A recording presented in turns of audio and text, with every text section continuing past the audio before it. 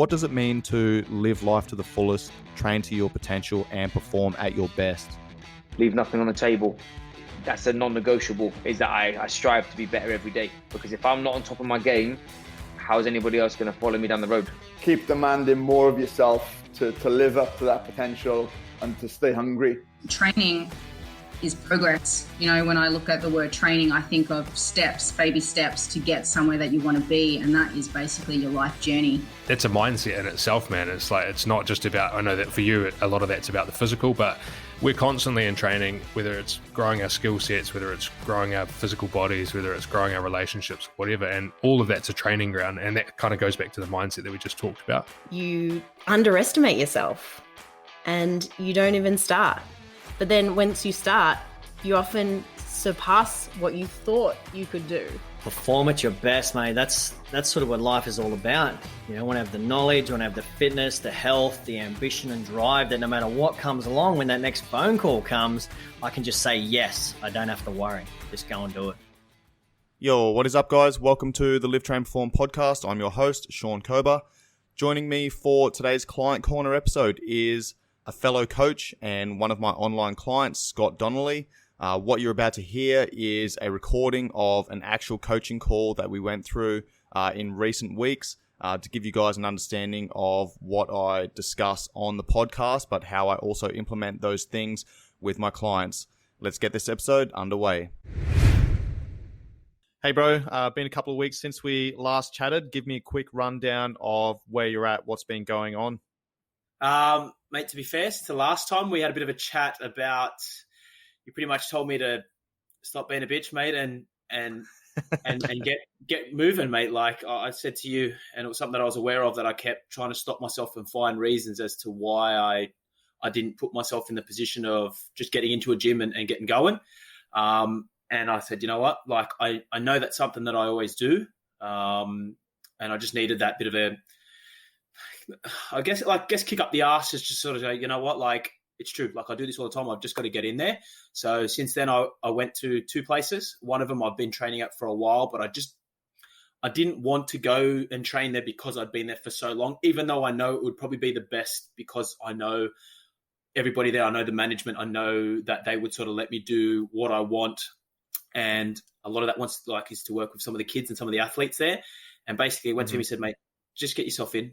You can do whatever the hell you want, run these school programs, get the athletes in. I just want you here. So that's going to be over the next couple of weeks. So that's something I've pushed forward. And then I've also, something I was thinking about was doing the strength and conditioning for my little brother's footy team. So he's got the under 14s rugby league team. And I just kept thinking about, like, should I do it? What about time wise? I thought, you know what, fuck it. Just do it. Like everything else I can just organize later, but it's just a good way of just getting in and, you know, sort of correcting little things there's things that I know, there's things that I don't know, but until I get in that position and start doing it, I'm not going to learn, you know what I mean? So yeah, that's a bit of an update. So yeah, I definitely took out of our last conversation, mate. That was definite one of that. And I'm so fucking happy to hear that, man. I'm really proud to hear that, mate, because that's a big hurdle to get over, right? Is like,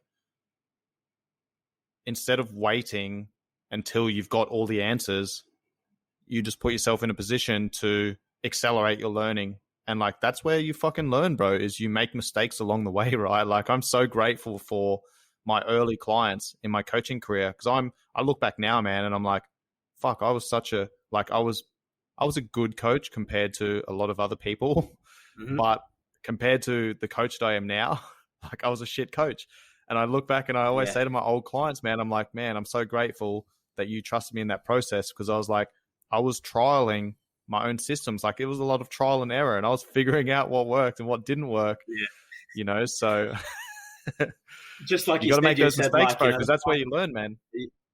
100%. It's like you said, like the clients that you had at the start, you know, I nowhere near what the amount that you give to your clients now, you know, but you needed to go through that process to learn and critique those little things. So this is the thing, like I've done it before, but like I said to you, it was me. I was just a trainer. I wasn't a coach, you know, and it was like simply just, you know, these are the exercises. I'm going to give you a sweat out. And now it's just changed my whole philosophy. And especially like coming to you, the big thing for me now is just HRV, man, that's like we've been speaking about it for weeks, but it's such a game changer. And the more I go into it, the more I do it every day, the more I learn about it, and the more I learn about my body. Like, for example, this week didn't feel that great, mate. I'll tell you what, once you hit 30, it's just downhill. I swear to God, I'm getting sick. Things are just happening left, right, and center. Like, it just never happened to me before. But but anyway, dude, like, let's talk about that for a second, because like, why, you go, oh, that never happened to me before. Like, dude, when you're like 18, 19, 20, you're like going out and getting fucked up on the weekends. Like, you're working throughout the week. Like, you're spending all your money. Like, you've got no cares in the world, bro. You don't have a mortgage. You don't have a car. You don't have fucking family and like kids and wife and shit to look after, bro. Like, your cares are fucking zero. Your fucks are zero, right? As you get older, man, like, you start adding these things to your life, bro, and life does get more and more complicated, right? So we need to try and minimize those complications and those stresses, man. And this is where, paying attention to your waking heart rate, your blood pressure, your heart rate variability, like, comes into play, man. Because then you're like, all right, cool. I've got all this shit going on in my life. That's all stress, man. And that fucking stress adds up. And if I'm not dealing with it, then, and I'm going on training after I've had a hard day at work, and I'm, burning the candle at both ends, and I'm not getting enough sleep, and my nutrition's not 100% on point, and I'm not focusing on recovery and stress management and shit, like, then I'm going to get sick. Then I'm going to start picking up injuries and things like that, because your body can only take so much stress. So that's a great point, mate. Sorry to cut you off there. No, mate, what are some of the things you've picked up on in the last couple of weeks with the HRV? Because it is something that we've been touching on every single time, like every coaching call. Yeah, no, for me, like, it was, I guess, getting the understanding of it, but now that I got the understanding, it really does tell you before, like, you get sick. Like, I've been getting sick a lot recently, and I don't really think I've been stressing too much, but there's certain aspects of things that I do think about, going to work, and I probably haven't been eating as good as I normally should. But like, for me, before I was getting sick, it would tell me, and then literally the next day, I'd be sick. And like, one for me this week was, mate, I just didn't feel right for about 2 days, and I just thought, you know what, I'm not going to go to the gym. I'm just gonna have it off. And then there was one day where I just really didn't feel right, mate. Normally I get up, I'm ready to go, I'll do whatever. Like, if I've got tasks and things like to do, I'll be on it to get it done. I just didn't even feel like doing that. I just didn't even want to get outside. And I was like, I need to just have a full day of rest. The next day I was up about 7 on my morning readiness, which wasn't too bad, but I was still on the parasympathetic side. And that's what it was all week. And basically saying, hey, mate, you need to have a rest. We're forcing you to have a rest here, because you haven't been doing the right things in order to get yourself back up to baseline. And then this morning, I woke up, took my readiness. It said 10, ready to go. Felt great. Had a good session. All day I've been unreal. But for the whole week, it wasn't just my physical ability. It was my mental and my mood, mate.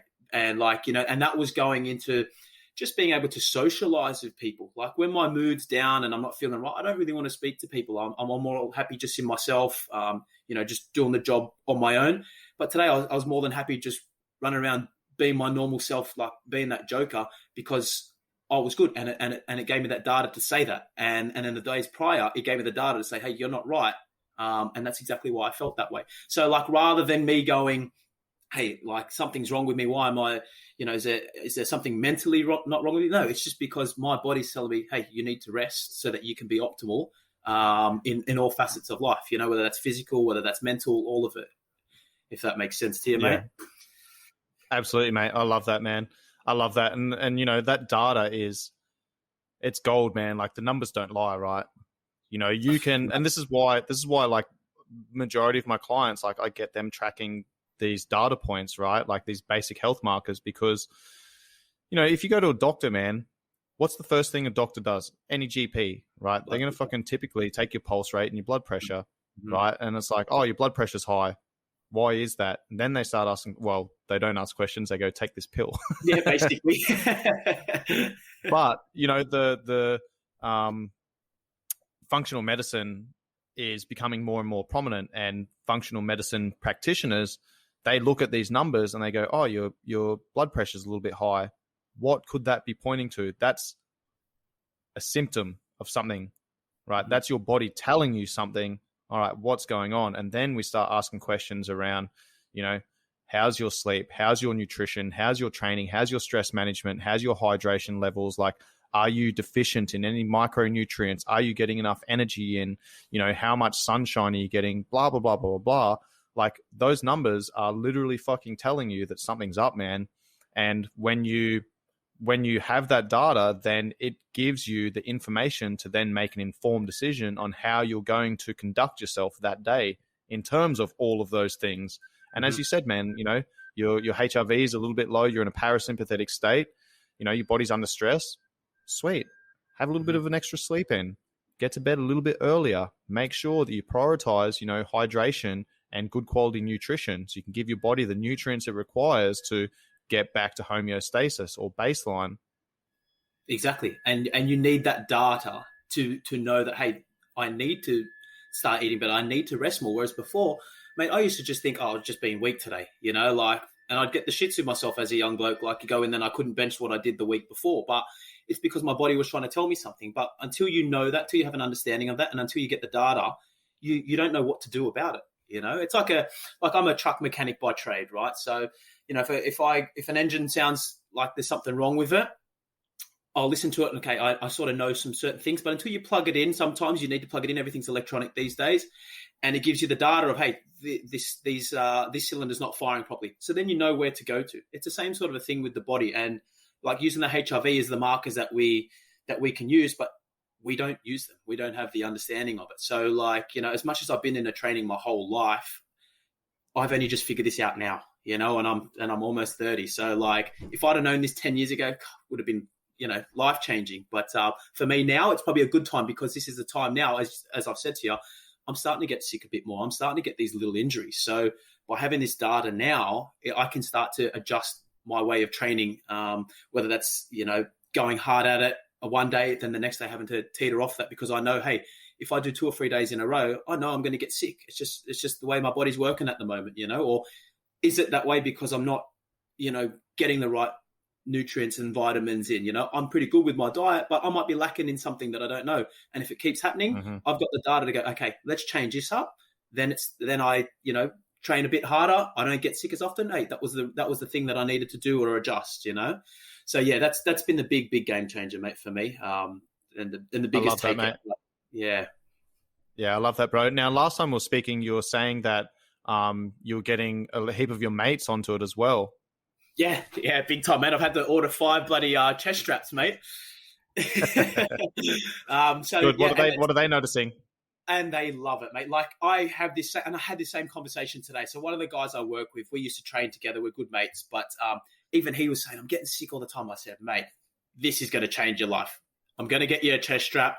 I explained it all to him, and he goes, mate, I love the sound of that. He does it religiously every morning. And he even said to me, he goes, mate, the thing that you said, like when it tells you you're going to be sick before you get sick, he goes, I've had it twice. You know, and he goes, I haven't trained for a month, but all these things keep happening. But he goes, the thing is, I'm getting this feedback from it, and it now tells me, like, and these have been other reasons why he hasn't been able to train for a month, but he goes, like, I go in and have that big deadlift session, and then he goes, the next day I do a medium session, then I do a light session, because I know that big deadlift session just dusts me up. He goes, I've got kids, I'm married, you know, he's got a stressful job, he's the owner of the business that I work for, so all of that is a factor. And I said, mate, and that's the reason why you get sick all the time. These are things that we didn't realize before. We just push ourselves into the ground, but we were a bit younger then. Now all this is coming in. You've got to start listening to it. So I've got 5 mates that are onto it. I've got a couple of mates that went and got a Whoop, and they're sending me things every day of, like, this is where I'm at, you know, like I'm not, and I said, yeah, cool, don't train it. He goes, mate, I wasn't going to train it. You know, Whoop said I'm at 20% recovery.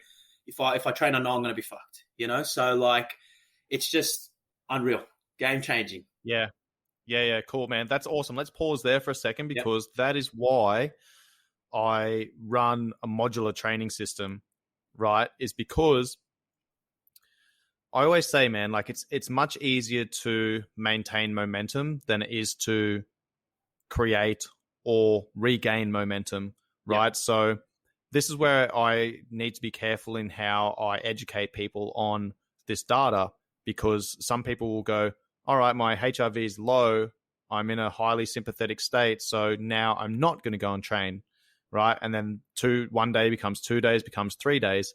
And I'm always like, if it's part of the routine, keep it as a habit, Mm-hmm. right? So this is where you go to the gym still, but instead of doing, an hour, 15 hard, heavy training session, now you're still going to the gym. Or maybe you go, you know what, I'm going to get an extra 30 minutes sleep because yesterday my HRV was a little bit low. I had a busy day at work. I still went to the gym, but today my HRV is lower again. I'm in a highly sympathetic state. Cool. I'm still going to go to the gym. Or yesterday, yeah, my HRV is low. I know that last night I'm probably going to get to sleep a little bit earlier. This morning I might wake up a little bit later, but I'm still going to go to the gym instead of doing, an hour 15 session. Now I might only do a 45-minute session or a 30-minute session. But the goal of that session is not to hammer myself. The goal of that session is to maybe do some body work, do some aerobic conditioning work, some low intensity, steady state, get the blood moving, drawing fresh nutrients into the muscles, into the cells, pushing oxygen around the body, getting the muscles working to pump the lymphatic system, detoxification, etc., etc.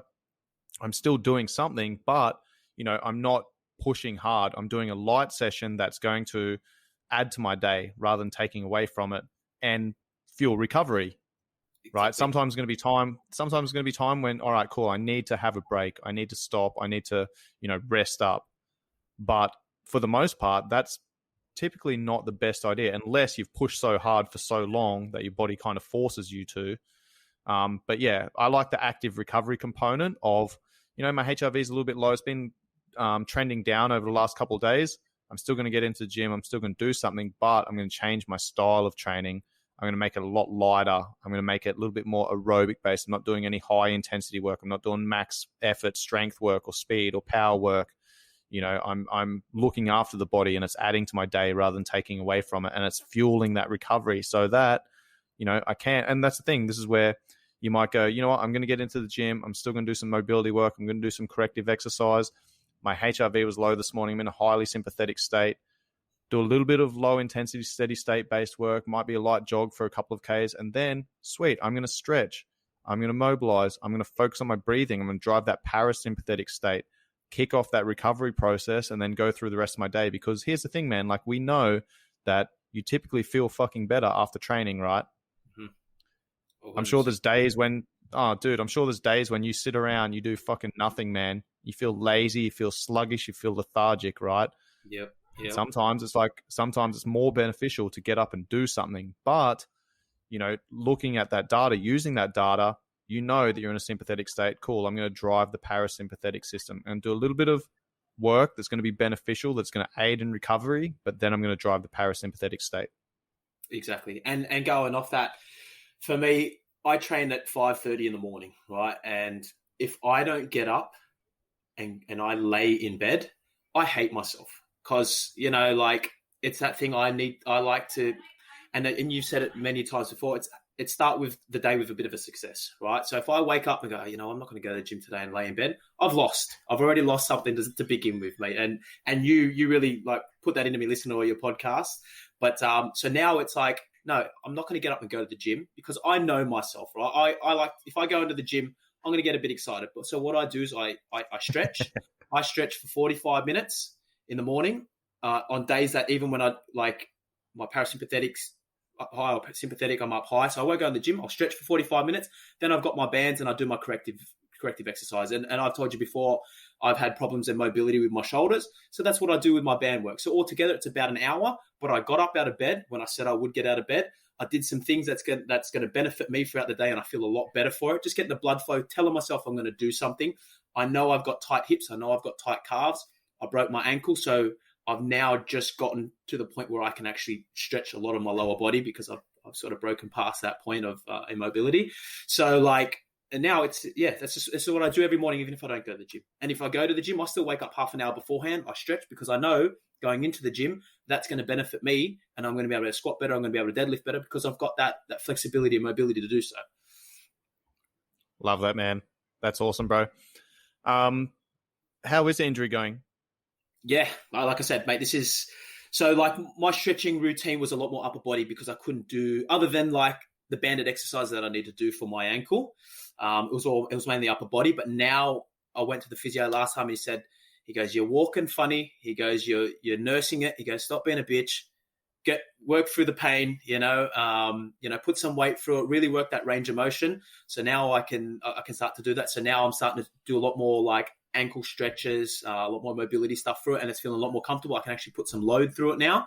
So I did probably a bit heavier than I should have, but it felt bloody brilliant. So I did 90 kilo squat the other day, and it just felt good, mate. Like the range I have isn't as far until I get a few sets in, and obviously the weight allows me to open up my ankle, stretch my calves a little bit more. And I do a lot of that beforehand, but it just takes a little bit of time, but it feels all right. I just don't get the same depth, but I'm still getting the movement. So it's starting to come along. It's been a long time coming, mate. So it does feel nice. Yeah, cool, man. Let's talk about that for a second.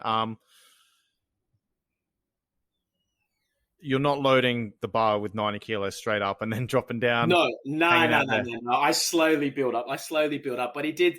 What sort of soft tissue work are you doing before you're squatting? So I get the plate and the band. So I pull the band on the front of my foot, and then just to pull the joint back, and then I put the weight, either a kettlebell or a plate, and put it over my knee, and I'm just doing 2 seconds forward, bringing it back, just opening up. I'm doing single leg balance stuff to fire up the muscles around my ankle and the knee. And then I do that through dynamic movement as well. And then I grab a kettlebell and I slowly work up just to get that depth range. And then I went up. I probably went a little bit heavier, like I said, mate, but I slowly went up and it just felt bloody good, I'll tell you. So I had to do it, but it didn't hurt. It didn't feel uncomfortable until I got to that bottom point. And I went, okay, this is where I stop, but just to feel some weight again, it felt nice. But it's not something that I go, okay, next week I'm going to throw on 100 kilos. No, like that was my limit. I know that was my limit. And I work on that for a while and I work to build up, but I still go through my same process. And if that feels all right, then I can stick with that. If it doesn't feel good, then I go back down and I have to do a little bit more work. But like I said, it's been, this has been the first couple of weeks that it's actually felt nice and that I've been given the green light. So yeah, so it is good. When you've done, every day that you train and been playing footy and everything like that, and you can't use it for 3 months, you get in your own head. And I know, like, I'm old enough now to sort of not allow that to happen, but every now and then you've just got to put a little bit of weight on there just to feel like an athlete. Feel like a man. Yeah, basically a man and an athlete and all of them. Yeah, for sure, bro. For sure. Now let's talk about your rehab protocols. So you're obviously seeing a physio. When are you doing those protocols? Are you implementing them into your current training sessions, or are you doing them as standalone sessions? Both. So I do it in the mornings before I go to work if I haven't gone to the gym. Again, that's part of my stretching and part of my mobilizing that I do for that hour. I'll do it at work, not so much with the banded. I take my shoes off while I'm having a bit of lunch and I do my single leg balance. And I've got like a foam pad at work. So I stand on the foam pad just to really get those intrinsic muscles just going in the ankle and the foot. And then I do that before anything lower body if I do go to the gym. And then I do it again before bed. So like I'm sort of doing it 3 times a day. And I'll do them for about 10, 15 minutes each time. Depending if I'm at the gym, obviously I foam roll and I spend a little bit more time on it, especially if I'm doing anything legs. So I think I was about 25 minutes just the other day, just on that. I was there for an hour and a half altogether. But I stay there for that long and I allow that time so I can go through that process so that I can train. Yeah. Cool. You're foam rolling calves or you're foam rolling hips, quads? Calves. Yep. All of it. Okay, everything. cool. Yeah. Sweet. So let's give you a couple of other options, some more tools in the toolbox. So after you foam roll your calves, you grab the band, you do your banded distractions. What I'm going to add to that is instead of having your, is your foot on the ground or is it on a plate, did you say? Or you're using a plate and a kettlebell to drive the knee down? Yes, correct. Yes, correct. Yeah. So okay. Foot's on the so foot. I'm going to make a slight adjustment to that. So what I want you to do, do you have an option for one of those small 12-inch steps or a bench or something like that? Oh, yes. Even a bench, man. Yeah. Okay, so what I want you to do is hook the band to the rack, set yourself up for the banded distraction as you normally would, but then you'll place your foot onto either the step or the bench. Okay, instead of using a plate or a kettlebell to put on the knee and drive the knee forward, pull the ankle into dorsiflexion, Yeah. I want you to grab hold of, like, hinge forward so that your chest is resting on your thigh. Yep. Reach underneath the step or the bench and then Yep. drive into that foot. Okay, so you're using your own body weight to pull yourself into that position. Yeah, exactly. Not only are you doing that, okay, don't make it just a passive movement, make an active movement. So whilst you're pulling yourself into that position with the upper body, I want you to think about like doing a tibialis anterior raise, okay, where you're actually pulling your toes towards your shin. Okay, so you might hold that for 5 seconds. Yeah, you might hold that for 5 seconds. Okay, and contract and then relax and then pull yourself a little bit deeper into that stretch. Okay, then contract, relax, contract, relax. So you're using somewhat of a PNF, proprioceptive neuromuscular facilitation. So yeah, you've just mobilized or dampened the signal to the calf complex, then using the band to create some resistance, like a distraction to pull the joint back into better alignment, get it gliding properly. Then you want to do some activation work. So now you're using your tibialis anterior to pull your ankle into that dorsiflexion, whilst you're also using your upper body to pull yourself into that position. So just that alone, man, will start strengthening that all of those intrinsic muscles of the feet, tibialis anterior, get the ankle moving properly. Okay, then load up a barbell, might be 40 kilos, drop down into the bottom position, okay, with the bar across your back, or you might have it in the front squat position, whatever you want to do, okay. When you're in that bottom position, then you're in an active position, okay. Everything's nice and tight, hips are firing, back's aligned, tailbone's not tucking under, upper back's firing, okay, and then just hang out in that bottom position, just let that barbell push you down. Yeah, always do that. Yeah. So you might go from an active position there, might hold that for like 15, 20, 30 seconds, active position, okay. Whilst that barbell is still reasonably light, then you might go into some passive range of movement where you're actually like rocking from left to right, driving the knee forward over the ankle with a little bit of that weight in that position. So you are building that mobility in that range and that strength in that range of movement. Okay, then when you start going through your sets, you do some build-up sets. Okay, again, you might go 50 kilos then, and then you hit that bottom position. You pause in that bottom position. You're still active. You know, do some pause reps there, man, where you're holding in the bottom position for like 3, 4, 5 seconds. You might do 3 to 5 reps there. Okay, then when you get a little bit heavier, then you pick up your pace. As you get heavier, then you're picking up your pace. But all of that build-up stuff is going to set you up for getting the most out of that squat session once you actually do get to your heavy working weight. Yep. Okay. Yeah. No, I always do the one barbell on the back, sit in that active position and move around. It makes such a big difference. But in terms of activating anterior tibialis on the bench, no, I haven't done that one. So I'll definitely give that one a go for sure. Yeah, you'll love that one, man. Yeah. Okay. A calf raises today too, mate. First time putting a bit of weight through the calf, so that was a nice feeling, mate. No more body weight. Hey, dude, that's another good one, man. Is like I actually like to superset. It's basically the same movement, right? So as I'm going into the calf raise, most people just focus on that the plantar flexion where their calf complex is firing. Okay, but again, as I go into dorsiflexion and I'm hitting like my calves are under that massive stretch in the bottom position, again, I'm just going to pull my toes up. All right, and I'm actually working the tibialis anterior, because that's where a lot of issues come up with, and that's where people get shin splints and stuff, man, is the muscles of the back. Obviously, the calves are much, much bigger than the tib, the muscles at the front. So, you know, it puts a lot of strain on that muscle and it becomes tired, fatigued, starts like, you know, creating a little bit of space from the shin and, you know, causes some issues. So, yeah, muscular imbalances, man. What was the other thing I was going to say? Oh, hip airplanes. Have you been doing them? Have I added them to your program?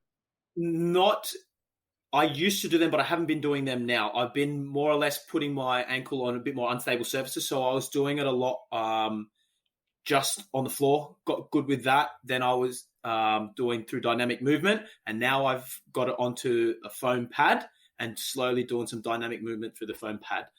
So I haven't done where I've actually moved into a hip aeroplane, but that's something that I can do. I was only more or less moving in the sagittal plane, just forward for the dynamic movements, but probably a good idea because that then loads, you know, both sides of the ankle a little bit more as opposed to just in the sagittal plane. Yeah. The other thing I'm going to say here as well is when you do your hip airplanes, go back to, you doing them barefoot? Yes. Yep. Always do them barefoot, man. Do as much training as you can barefout. Obviously I've got semi-flat feet as work. well, mate. So like I really have to work on my arches and that, and really like planting my the 3 points of my feet. So I always do them barefooted. I only squat and deadlift barefooted as well. Yep. Yeah, cool. So what I'm going to say about the hip airplanes is do them barefoot on flat ground. What I want you to do, have you been doing the full hip airplane where you're going through the flexion extension, then the abduction, adduction, then rotation? Yeah. All right, cool. So what I want you to do now, the next progression to that is you don't need to be standing on an unstable surface. You can create an unstable surface, right, by simply closing your eyes. So we're going to take the visual system out of the equation, which is going to upregulate the vestibular system, proprioceptive system, right? So vestibular system is the inner ear that's basically giving you feedback on the angulation, acceleration of your head, where your body is, all right? And then your proprioceptive system is the feedback mechanism, feedback receptors within primarily the hands, the feet, but they're all over the face and the groin and shit like that as well. I'm sure you know the homunculus, the little dude with the big hands and the fucking big head, the big nose and stuff and big feet. Mate, no, I don't. It shows you where like the majority of feedback receptors are within the body. So this is the proprioceptive system, right? So we got so many receptors like in our hands, our feet, our groin, our face, etc. And this is why we can close our eyes and like someone can like blow a little bit of air and we can feel it on our hair, like the hair on our arm or something like that. Proprioceptive system, right? So it's just providing feedback. So when we're doing our hip airplanes, what we want to do is we hinge, we get into that flexion extension position in that sagittal plane. Okay, then close your eyes there. Okay, as soon as you close your eyes, man, your proprioceptive system, vestibular system has to upregulate. So you have to work a lot harder, man. You'll probably feel like if you hold that position for a while, you'll probably feel your like feet start cramping up. Okay. Then open your eyes, go through the abduction or adduction or the rotation, internal, external rotation, pause at the end range. Open your eyes, move again, get to the end range, pause, right? So this is going to get all of the little stabilizers in the feet and right up through the chain working extra hard, man. So we take that visual system out of the equation, upregulate proprioceptive and vestibular system.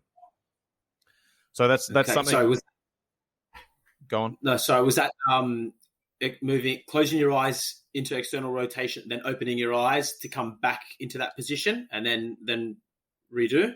Yep. So we're basically we're not moving whilst our eyes are closed. Okay, we get to where we need to go from A to B, from the hinge position to single leg Romanian deadlift. We pause there, we close our eyes. Okay, we open our eyes and then we go through the abduction, close our eyes, open our eyes, go through the adduction, close our eyes, open our eyes, come back to center, rotation, close your eyes, second or two, open your eyes, rotation, second or two, then back, right? So this makes that movement so much more challenging, man. Way more fucking challenging. Right? Yeah, but I've tried walking straight before with my eyes closed and you can't walk straight. So yeah, you can, mate. You can. It just means that like that just goes to show that like, you know, most people's their visual system is so fucking strong. And this is where I like to get people training in front of a mirror, right? So you can have a look at their technique and you can see like if their ankle mobility is a little bit dicky on one side, then they hit the bottom position, they shift across, right? They shift their hips because they've got a compensatory pattern due to, you know, a mobility issue, or, you know, it could be a weakness.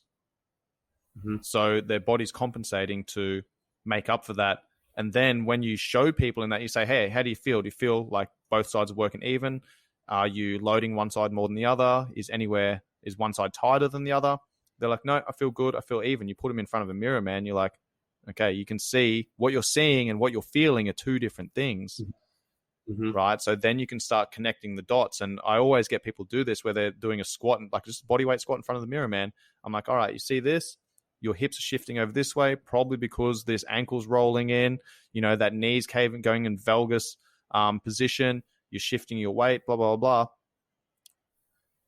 But to them, it feels like it's normal, right? Then you align them, you realign them. I want you to do this. I want you to do this. I want you to do this. You realign them. They look good in the mirror. How do you feel? Oh, I feel all wonky, right? That's a sure sign of compensatory patterns, right? There's something not working somewhere along the chain that the body is having to adjust to.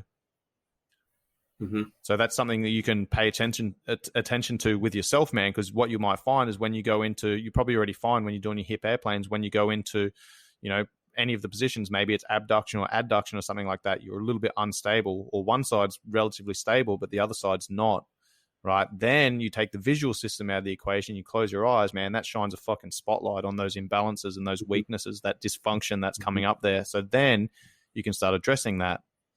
Right. And this is a big thing as well, man. It's like that movement prep corrective exercise that should be done like before every single training session, because I'm using that hip airplane and I'm use windmills for the shoulders. I use the hip airplane as an assessment for my hips, my feet, and I use the windmill as an assessment for my shoulders.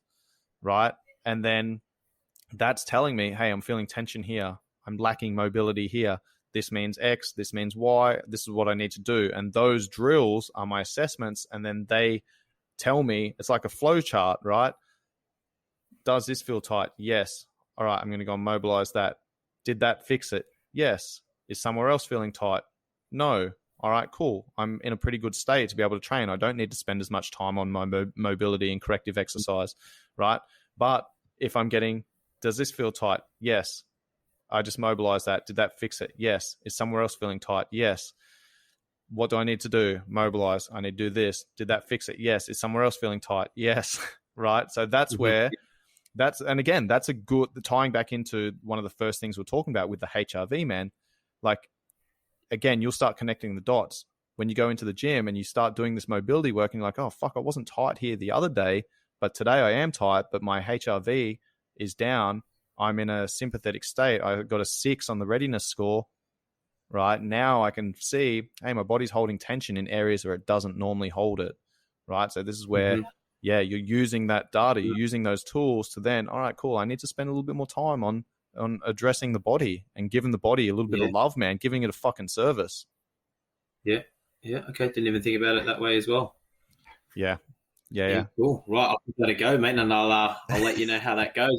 If I fall through a bloody window or something. Hey, mate, just before we go, man, let's go through a quick AAR. So we've done this before. Fix, improve, sustain. Let's start with things that you know that you can fix over the next couple of weeks before our next call. Then we'll go through and improve. Then we'll go through sustain. I guess fix, mate, is... probably just going through a little bit more of my mobility stuff that you've just mentioned now. I've been doing a lot of the stuff that I've been quite comfortable with doing, as opposed to really pushing myself. And again, what you've given me is something that's really going to test me, something I haven't done before, and probably ever. You know, closing the eye. So again, it's gonna really change some things up. But then again, I'm also like every week I've spoken to you, and I've always been like, you know, I know I've got to fix this and I've got to do this, but I'm actually quite happy with the week I've had in terms of like, I knew that I needed to just get something locked in and just go there and say, hey, like, I'm going to do this, you know, what are my options? So I'm happy that I've done that. I guess now that I've done that, it's more or less managing my time well, and making sure that I get everybody on board and speak to them knowing that I can hit the ground running when I get in there, as opposed to, you know, sort of scratching my head then and having the stress of, hey, you know what, I've got to get this ball rolling now. Like, let's do it all now. So when I'm there, it just happens. So I guess I'm quite grateful for that. Like, just a bit of gratitude that, you know, I went and did something. Now be smart to, you know, be on top of it. Yeah. Awesome. I think that's it, mate. What was the other one? It's pretty good. Fix, improve, sustain. What are you happy with? That you're gonna like? You don't need to make massive adjustments. You can. I might tweak that a little bit. That's doing really fucking good for me, mate. My ability to just listen to my body and use the data. Again, like, you know, it's like I said to you, when I was young, I used to just, if I was sick and coughing, whatever. I didn't care. Like, I was that dickhead that would go into the gym just because I needed a pump, you know. But hey, so was I, now, bro. like, yeah, mate, I think we all were. You know, I didn't care how sick I was as long as I looked good while being sick. You know what I mean? But, but like now for me, like I've got the data and I know that I'm starting to get sick. I'm starting to get a little bit of injuries. I'm starting to get a little bit tight. And, you know, I start to listen to that now instead of going, you know what, I don't care. Like I said, I'm going to go to the gym at 5:30. No, I'll get up and I do my stretch and I do my corrective exercise. So that next time I do go in the gym, I'm better prepared. I can get into a deeper squat. I can get my shoulders back in a better position. Once I start snatching and cleaning again, I can get my elbows forward better, you know? So like, it doesn't always have to be hammering myself, you know, doing those little sessions and fixing up on those points so that when I do get into the gym, I'm a lot better at it. And that's something that's taken me years and years to understand, but I'm finally doing it now. And I finally got something that gives me the data in order to sort of make that judgment and organize how I'm going to hit the day, you know? Mate, I love that, man. That's fucking awesome, bro. Yeah. Big thanks to you, Shawnee. Big thanks to you, mate. I appreciate it, man. Appreciate it. Hey, thanks for trusting me on the journey, mate.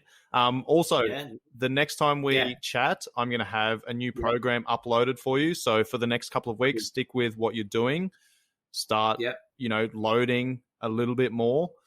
Implement those drills that we've spoken about. And then once you've done, you know, you'll have a fairly solid stint of the unilateral-based stability work under your belt. Then I'll have another program uploaded, ready to go through by the time we jump on our next call. Cool. Sounds good, mate.